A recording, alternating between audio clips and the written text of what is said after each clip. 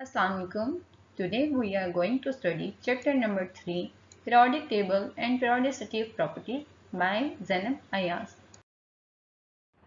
The topics which we will study in this chapter are the following: Introduction, Periodic Law, Modern Periodic Table, Long Form of Periodic Tables, Telling Features of Periodic Table, Periods, Groups and Periodicity of Properties. So the next topic after blocks is periods. Periods के बारे में already हम detail से पढ़ चुके हैं। आप लोगों को जैसे पेयरिंग याद करवाई थी 2, 8, 8, 18, 18, 32, 32। ये हमें बताता है कि total number of elements present in a period. अगर हम इनको काउंट करें तो इन्हीं से पता चल जाएगा कि total 7 periods are present in a periodic table. अब हमने पीरियड्स को नेम दिया है on the basis of number of elements present in a period. For example हमारे पास फर्स्ट पीरियड में सिर्फ 2 एलिमेंट्स प्रेजेंट है, बहुत ही छोटा पीरियड है, हमने इस पीरियड के लिए नाम दे दिया short period. The period having 8 electrons in them, the second and the third period is called normal period, and the long period having 18 elements in this period, fourth and fifth period is called a long period. Sixth and seventh period having 32 elements in it is called very long period. ठीक हो गया बच्चे।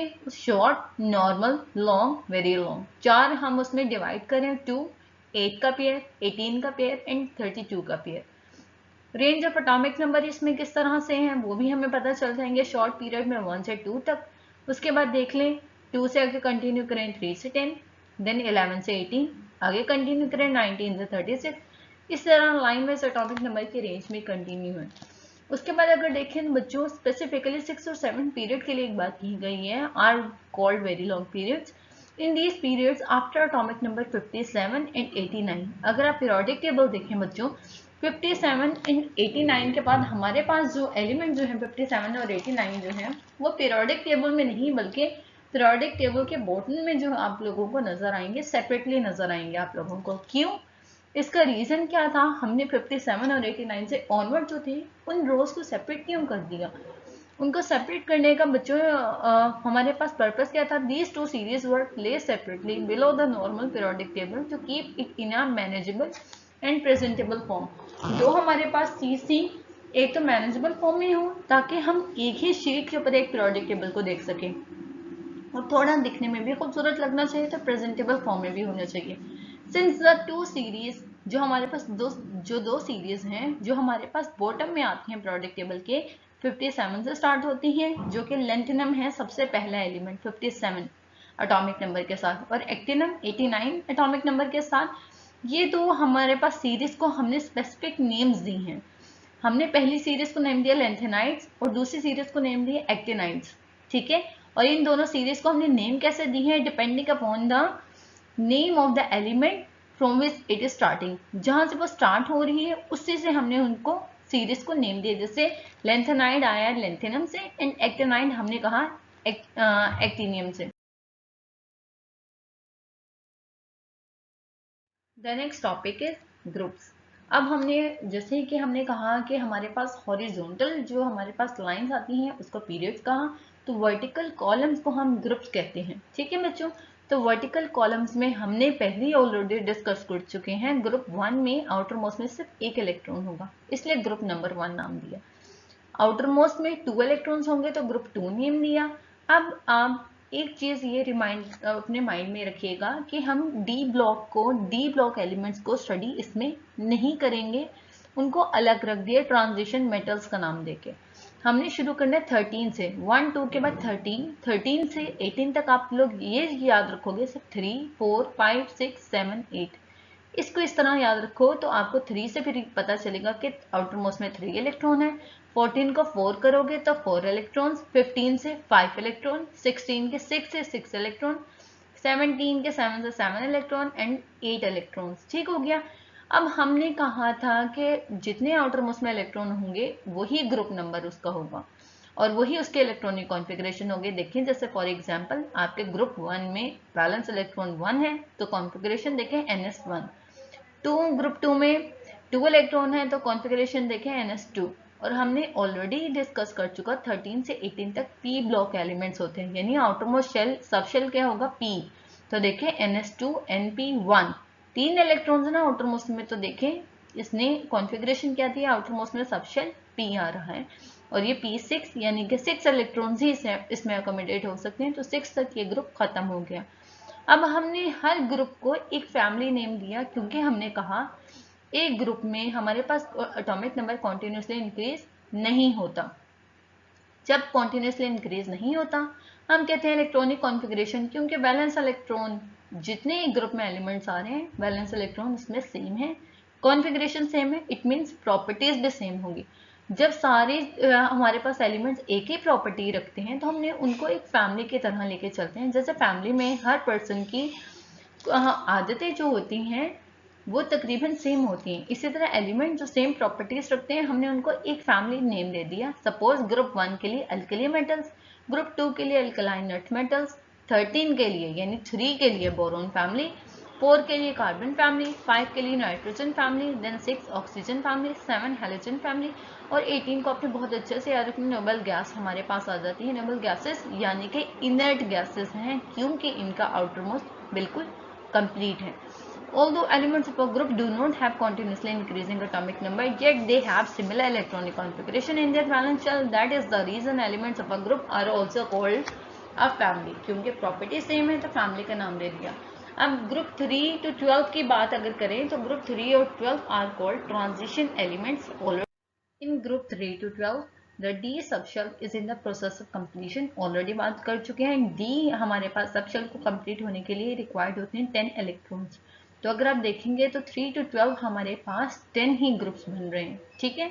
तो हमारे पास 3 to 12 को एक specific name भी दिया, ट्रांजिशन एलिमेंट्स या मेटल्स भी कह सकते हैं, और 3 to 12 जो है वो सारे के सारे डी ब्लॉक एलिमेंट्स हैं। Next topic of this chapter is periodicity of properties. Periodicity of properties में सबसे पहली प्रॉपर्टी जो हम डिस्कस करेंगे वो है atomic size and atomic radius. अब एटॉमिक साइज और एटॉमिक रेडियस जो है अगर हम बात करें तो एटम इटसेल्फ बहुत ज़्यादा स्मॉल है and do not have defined boundaries that fix their size. कोई भी स्पेसिफिक बाउंड्री नहीं है, so it is difficult to measure the size of an atom. Atom के साइज को मेजर करना हमारे लिए बहुत डिफिकल्ट टास्क हो गया। तो हमने क्या चीज किया, the common method to determine the size of an atom is to assume that atoms are sphere. हमने सपोज किया कि एटम एक स्फीयर है। जब दो एटम्स एक दूसरे के पास आते हैं, they lie close to each other, they touch each other, वो एक दूसरे को टच करते हैं, तो हम क्या करते हैं, हम उनका डिस्टेंस जो है वो मेजर करते हैं। किस तरह से, half of the distance between the nuclei of the two bonded atom is referred as the atomic radius of the atom। हम सबको पता है कि एटम के सेंटर में क्या होगा, न्यूक्लियस होगा। तो हमने सपोज किया है जैसे ये एटम जो है हमारे पास दो स्फीयर्स हैं, जब एक दूसरे से बिल्कुल टच हो रहे होते हैं तो हम कहते हैं इन दो एटम्स के न्यूक्लियाई का जो डिस्टेंस अगर हम लेंगे तो हम उस डिस्टेंस को कहते हैं कि वो डिस्टेंस है atomic radius of the atom. Example अगर आप लोगों को देखें तो distance between the nuclei of 2 carbon atom in its elemental form is 154 picometer. It means that its half 77 pm is the radius of the carbon atom। 154 pm हमने दो nuclei का distance जो था वो काउंट किए, और जब हम उसी को हाफ कर देंगे तो हम कहेंगे ये एक एटम का हमारे पास एटॉमिक रेडियस जो है वो आ रहा है 77 पिकोमीटर। तो इस तरह से हम एटॉमिक साइज और एटॉमिक रेडियस को मेजर कर सकते हैं। So now we are going to study the trends of atomic size and atomic radius in periods and groups।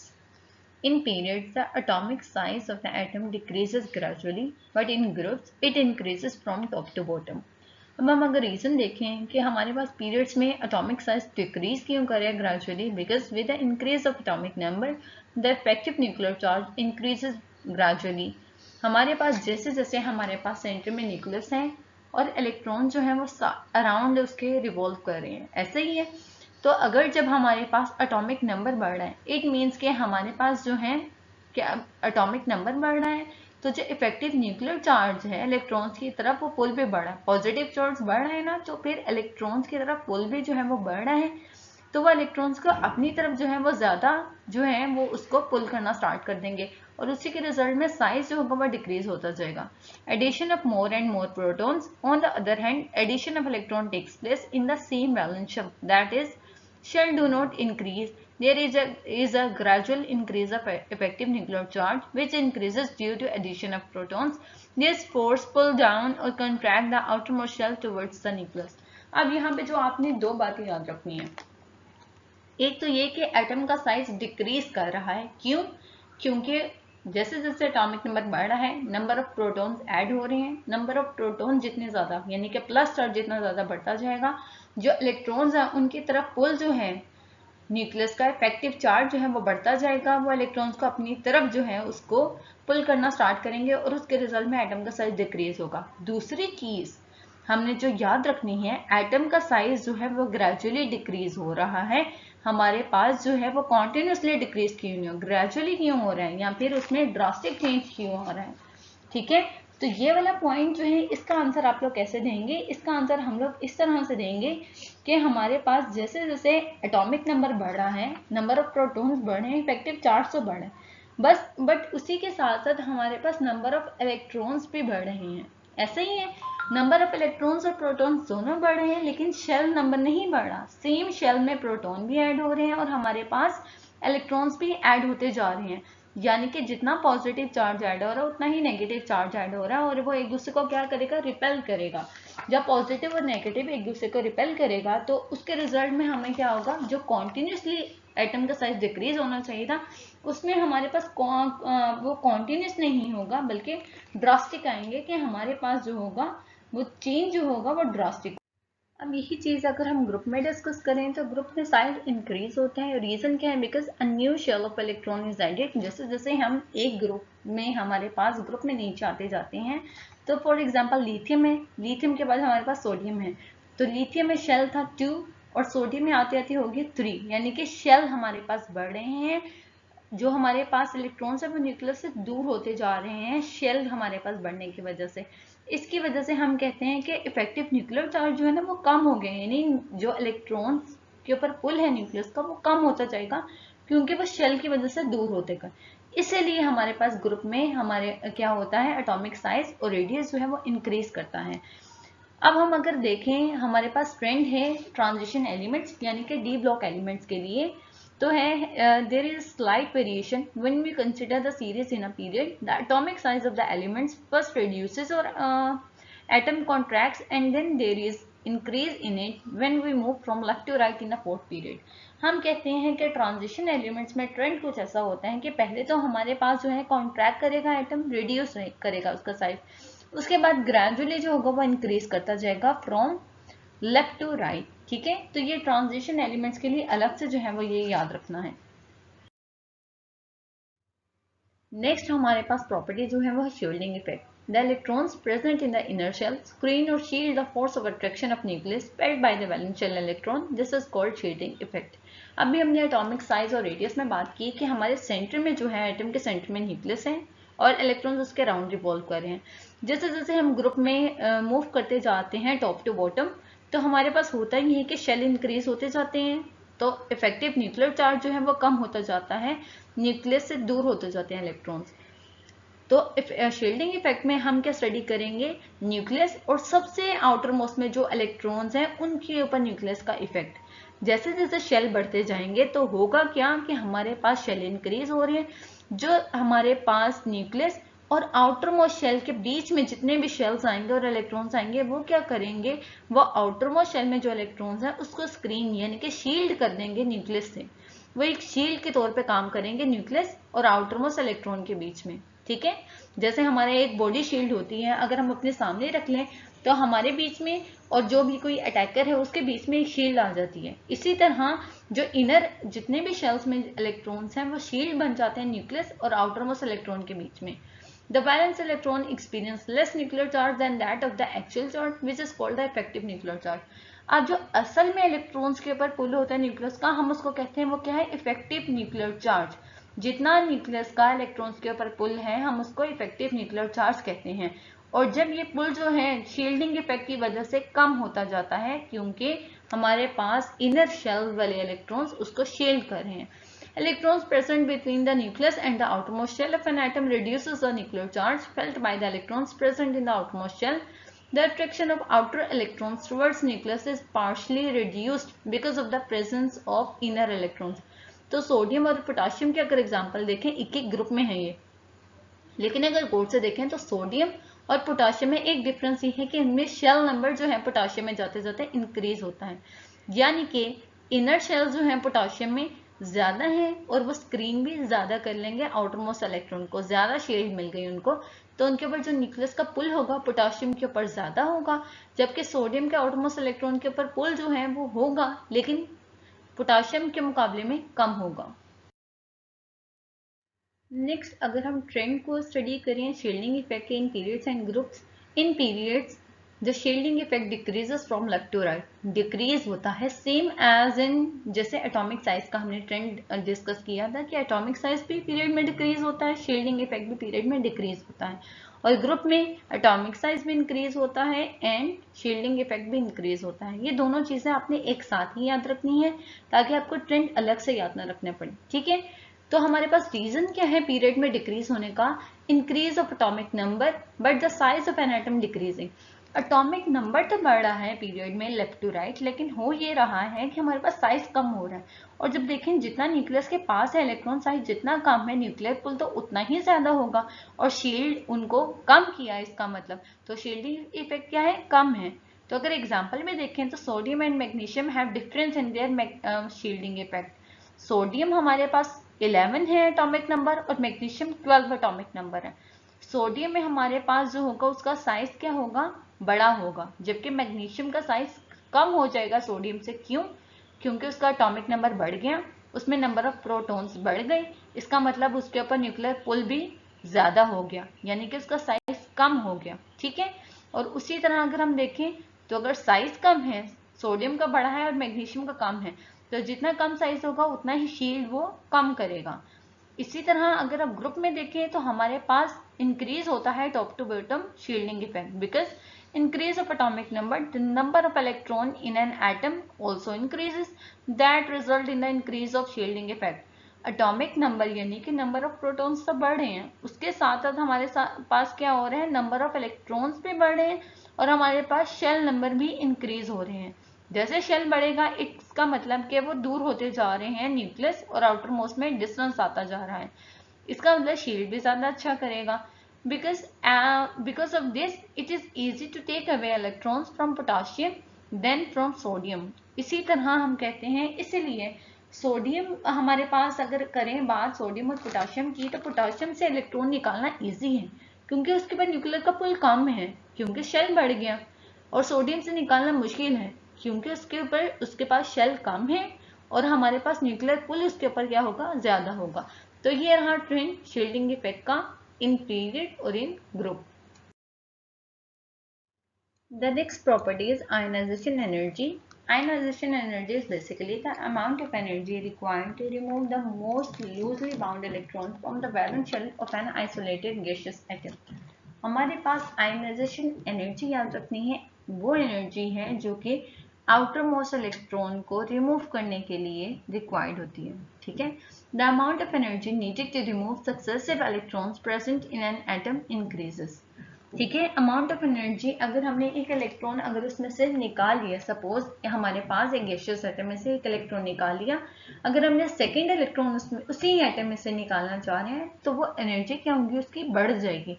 इसी तरह उसी एटम में से थर्ड इलेक्ट्रॉन निकालना चाहते हैं तो उसकी एनर्जी पिछले वाले से और ज्यादा होगी। तो आयनाइजेशन एनर्जी में दो तरह के आयनाइजेशन एनर्जी को डिस्कस करते हैं, first ionization energy and the second ionization energy. As the name describe, in first ionization energy we removed one electron, and in the second ionization energy we remove more than one electron. First ionization energy is if there is only one electron in the valence shell, the energy required to remove it will be called the first ionization energy. Example is the first ionization energy of sodium atom Na is plus 496 kilojoule per mole। हमारे पास sodium atom में से एक electron निकालेंगे, एक electron यानी minus charge कम होंगे तो देखें उसके ऊपर कितना चार्ज आ गया, प्लस आ गया। तो कितनी एनर्जी रिक्वायर्ड है, प्लस का मतलब है एनर्जी उसके अंदर हम ऐड कर रहे हैं, ठीक है। तो हमारे पास 496 किलोजोल पर मोल एनर्जी हमें चाहिए।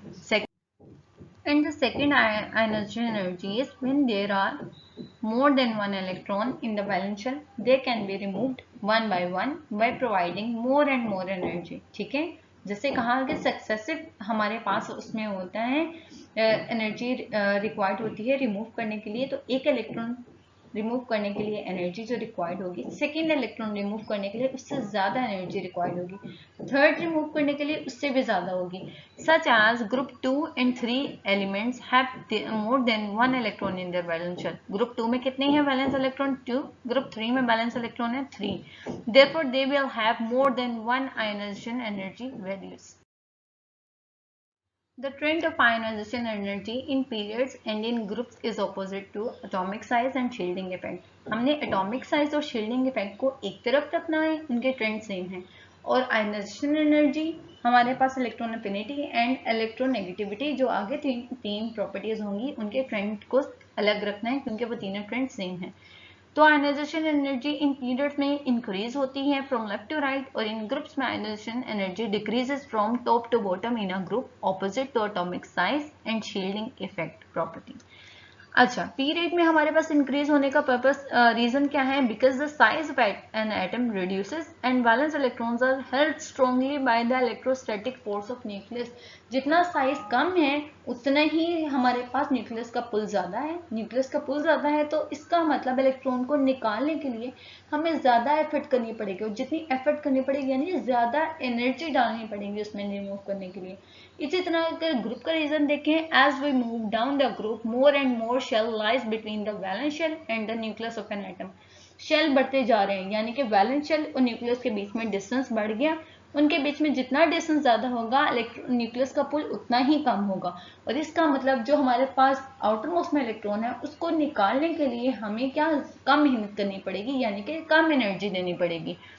Elements on the left side of the periodic table have low ionization as compared to those on the right side. जो लेफ्ट साइड पे हैं उनके आयनाइजेशन कम है. क्यों कम है? क्योंकि जो लेफ्ट साइड पे हमारे पास उनका साइज जो है वो बड़ा है, जबकि राइट तक आते आते साइज क्या हो रहा है? लेफ्ट टू राइट डिक्रीज हो रहा है. ठीक है, साइज उनका कम होता जा रहा है. तो जिनका साइज ज्यादा है यानी जो लेफ्ट में है उनका साइज बड़ा है, इट मीन्स के न्यूक्लियर का पुल उनकी तरफ क्या है? उनकी तरफ न्यूक्लियर का पुल जो होगा वो क्या होगा?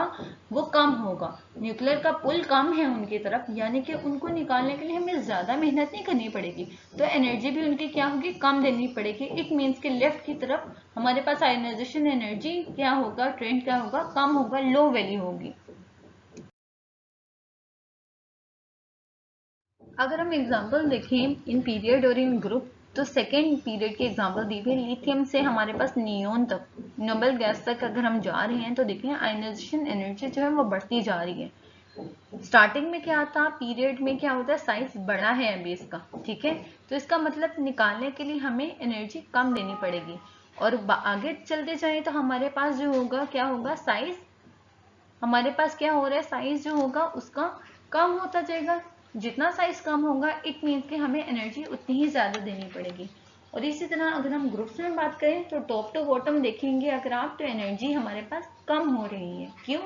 क्योंकि हमारे पास अगर बॉटम की तरफ आए, सीजन की तरफ आए, तो साइज शेल बढ़ते जा रहे हैं यानी कि न्यूक्लियर पुल कम हो रहा है उस पे, और न्यूक्लियर पुल कम हो गया इट मीन्स कि हमें उसको इलेक्ट्रॉन को निकालने के लिए इतनी मेहनत ही नहीं करनी पड़ेगी यानी कि एनर्जी उसको कम देनी पड़ेगी.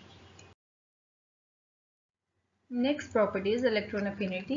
Electron affinity is the amount of energy released when an electron is added in the outermost shell of an isolated gaseous atom. It is the opposite of electron ionization energy.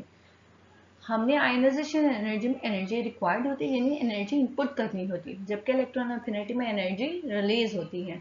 हमने ionization energy में electron remove करना होता है, जबकि electron affinity में हम electron क्या करते हैं? ऐड करते हैं. Affinity का क्या मतलब है? Means attraction. Therefore electron affinity means tendency of an atom to accept an electron to form an anion. जब एक इलेक्ट्रॉन ऐड हो रहा है यानी कि माइनस चार्ज देखें बढ़ रहा है उसके अंदर, तो उसके ऊपर चार्ज क्या आएगा? माइनस चार्ज आएगा यानी वो क्या बनेगा? एनाइन बनेगा. एग्जाम्पल है इलेक्ट्रॉन अफिनिटी की हमारे पास फ्लोरीन -328. आप देखिए माइनस लिखा हुआ है, माइनस का मतलब उसके अंदर से निकल रही है, जबकि आयनाइजेशन में देखा था हमने प्लस लिखा हुआ था, इसका मतलब ऐड हो रही थी. अब फ्लोरीन में देखिए इलेक्ट्रॉन एक ऐड हो रहा है, तो उसके ऊपर चार्ज एक माइनस क्या हो गया, बढ़ गया। तो हमारे पास टोटल हमारी रिलीज कितनी होती है, एनर्जी निकलती कितनी है फ्लोरीन में जब एक एटम इलेक्ट्रॉन ऐड होता है, तो 328 किलोजोल पर मोल एनर्जी जो है वो निकलती है, रिलीज होती है। The trend of electron affinity in periods and group is it increases from left to right and in groups it decreases from top to bottom. अब मैंने ये बात बोली थी पहले ही कि हमने आयनाइजेशन एनर्जी, इलेक्ट्रॉन अफिनिटी और इलेक्ट्रॉन नेगेटिविटी के ट्रेंड सेम है। तो देखिए ये ट्रेंड सेम है। आयनाइजेशन एनर्जी पे लेफ्ट टू राइट हमारे पास इंक्रीज होती थी और टॉप टू बॉटम डिक्रीज होती थी। तो रीजन क्या है इसका, साइज ऑफ एन एटम क्या हो रहा है हमारे पास, डिक्रीज हो रहा है ना period. The attraction of a nucleus for the incoming electron increases. जो हमने इलेक्ट्रॉन ऐड करें उसके लिए अट्रैक्शन देखिए बढ़ रही है। That means more is attraction for the electron, more energy will be release. जितनी अट्रैक्शन ज्यादा होगी, इलेक्ट्रॉन जल्दी से ऐड होगा, उतनी ही ज्यादा एनर्जी रिलीज होगी। और ग्रुप में अगर देखें तो size of an atom increases down the group, with increase the size of an atom shielding effect increases.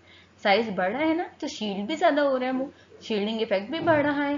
That result in poor attraction for the incoming. जितना हमारे पास शील्ड हो जाएगा, न्यूक्लियस का पुल तो उतना ज्यादा कम हो गया, तो वो अट्रैक्ट कैसे कर सकते हैं, तो अट्रैक्शन क्या हो गई, कम हो गई। इसी वजह से less energy is release out, उतनी ही कम एनर्जी निकलेगी। एग्जाम्पल अगर देखें हम, the size of iodine atom is bigger than chlorine. हमने ये अब आयोडीन और क्लोरीन की हम ग्रुप में स्टडी कर रहे हैं या पीरियड, हम ग्रुप में देख रहे हैं, ये एक ग्रुप की एग्जाम्पल है।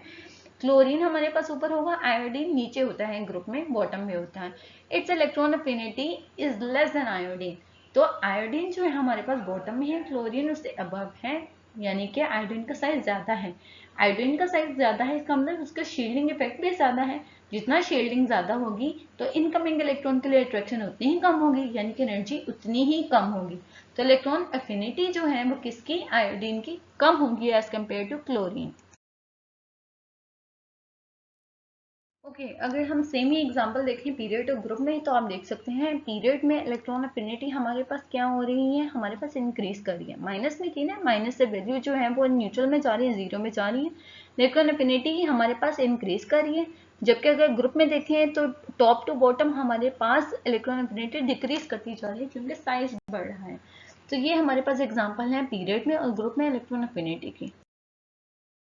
The next and the last property in this chapter is electronegativity.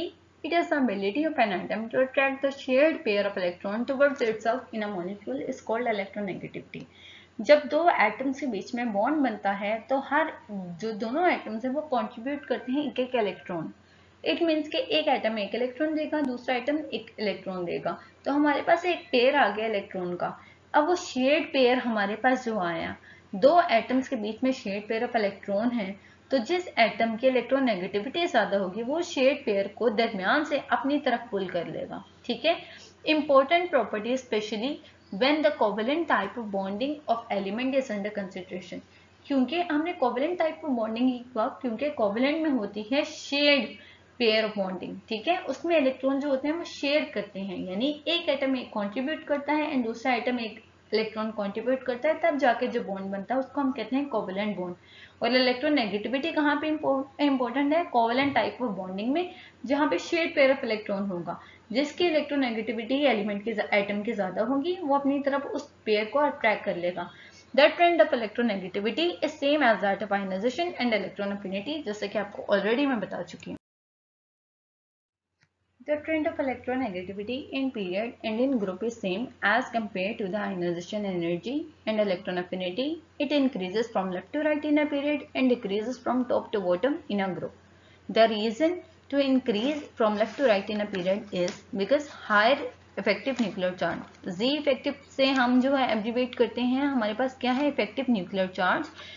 हमारे पास पीरियड में क्या होता है, जैसे हम लेफ्ट टू राइट मूव करते हैं तो हमारे पास न्यूक्लियर चार्ज जो है वो बढ़ता जा रहा है, तो डिस्टेंस क्या करेगा, उसको शॉर्ट कर देगा from the nucleus of the shared pair of electron. This enhances the power to attract the shared pair of electron. जितना हमारे पास डिस्टेंस कम होता जाएगा, चार्ज बढ़ता जाएगा, तो शेयर्ड पेयर ऑफ इलेक्ट्रॉन को अपनी तरफ जो होगा वो ज्यादा अट्रैक्ट करेगा, यानी कि इंक्रीज होता जाएगा लेफ्ट टू राइट। अगर ग्रुप में सेम बात करें तो ग्रुप में डिक्रीज होता है because the size of an atom increases, क्योंकि शेल इंक्रीज हो रहा है तो size of the atom also increases. Thus attraction for the shared pair of electron weakens. जितना साइज ज्यादा हो गया न्यूक्लियस की अट्रैक्शन हमारे पास इलेक्ट्रॉन के लिए, शेयर्ड पेयर ऑफ इलेक्ट्रॉन के लिए उतनी ही कम होगी. The example of electronegativity in period and in group is as following. In period, as you can see, from lithium to fluorine, the electronegativity is increasing in a period. हमारे पास अगर देखें lithium से fluorine तक electronegativity continuously बढ़ रही है, इसकी maximum value 4 है. ठीक है, इंक्रीज कैसे हो रही है? क्योंकि साइज जो है वो डिक्रीज हो रहा है हमारे पास पीरियड में. साइज डिक्रीज होगा, न्यूक्लियर चार्ज जो है वो इनहांस हो रहा है. जितना चार्ज ज्यादा होगा अट्रैक्शन उतनी ही ज्यादा होगी. और अगर उसी तरह ग्रुप में बात करें टॉप टू बॉटम, तो हमारे पास क्या होगा? टॉप टू बॉटम में साइज बढ़ता जा रहा है, बड़ा हो रहा है. आयोडीन का साइज बहुत बड़ा होगा एज कम्पेयर टू फ्लोरीन. जितना साइज बड़ा होगा हम कहेंगे अट्रैक्शन उतनी ही कम हो गई. तो शेयर्ड पेयर ऑफ इलेक्ट्रॉन को अपनी तरफ अट्रैक्ट करने की एबिलिटी उतनी ही कम हो जाएगी. Complete exercise of this chapter is included in your syllabus.